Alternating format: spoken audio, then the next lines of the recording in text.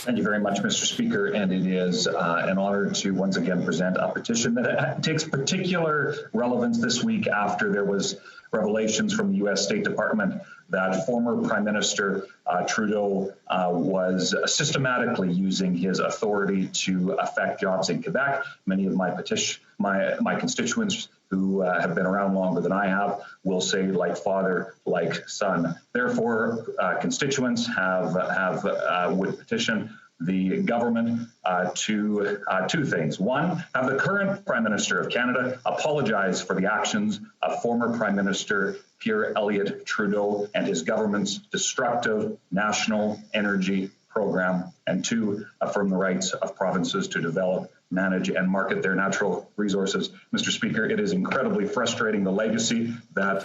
I'm just going to interrupt for a moment. I have a point of order. The Honourable Member for Manicouagan. Thank you, Mr. Speaker.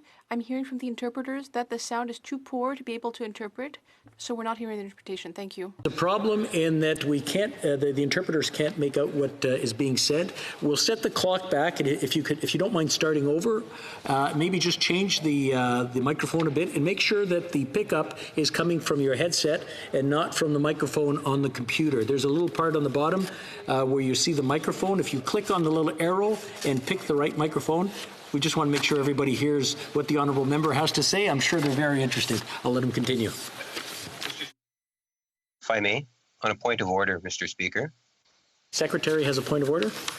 Yes, Mr. Speaker, I'm sure that if you were to review what the member had said, and was that there is more of, and I'm concerned that during the presentation of petitions that people or members should be reflecting on the content of the petition and providing less political commentary, especially when we have a lengthy list of members that would like to be able to present their petitions. The other day, you actually had to cut some members off because we ran out of time. So political commentary should actually be discouraged. I want to thank the Honourable Member for that point, and that is something that I want to remind all members that it is giving a concise description of what the petition is, not adding any kind of commentary that the Honourable Members might have. Now we'll return to presenting petitions. The Honourable Member for Battle River Crowfoot, I'll let him continue. Sure, Mr. Speaker. Just before moving, I want to make sure maybe a thumbs up that the sound is acceptable. Okay, thank you very much, Mr. Speaker. Mr. Speaker, it is once again an honor to rise and present a petition on behalf of constituents that have brought to my attention the destructive actions of former Prime Minister Pierre Elliott Trudeau, specifically in regards to his national energy program that had a disproportionate effect on the province of Alberta, made especially relevant with revelations from the U.S. State Department this week with his actions regarding Quebec.